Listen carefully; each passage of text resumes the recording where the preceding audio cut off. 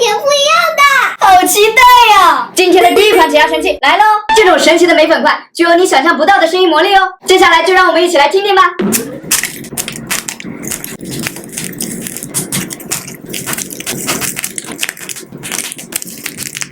捏起来的感觉真的是太酥脆了，听起来是不是超解压呢？还有另一种更解压的玩法哦，把史莱姆淋到美粉块上。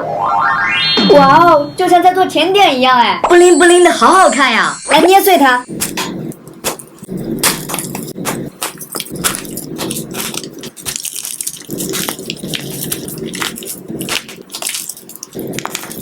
怎么样，是不是超治愈？声音倒是挺好听的，就是看起来比较恶心。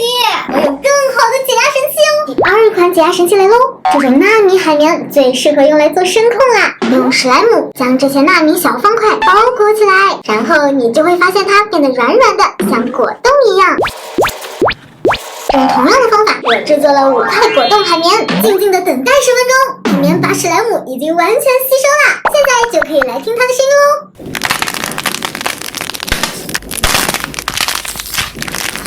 再来个双层夹心，怎么样？声音好听吧？它们就像慢回弹一样，捏完就立刻恢复原状啦。再来试试用剪刀剪是什么体验吧。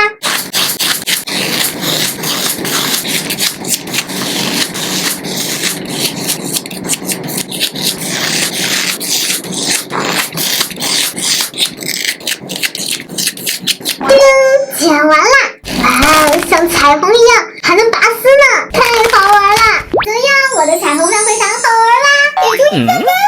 来看我的吧，我的秘密武器就是这块花泥。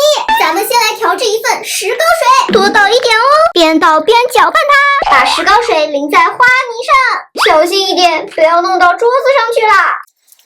全部都铺上了，赶紧放到阳台去晾干它吧。2000 years later， 就将晾干完之后就变成这个样子啦。敲一敲，硬的就像板砖一样啊，但是上面一点颜色都没有，太丑了吧！来刷上我喜欢的图案吧。就将小可爱们觉得我画的怎么样啊？我还用同样的方法又做了一块哦，一起来享受视觉盛宴吧。咱们先来捏小猪佩奇的眼睛吧，捏爆它的微笑唇。小手也不放过，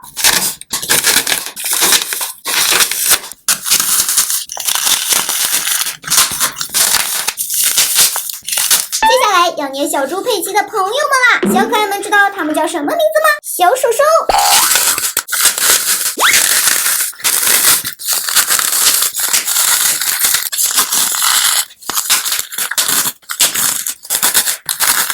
小不小？超小！小伙伴们，你们觉得我们3个人的谁的更解压呢？记得在评论区留言哦。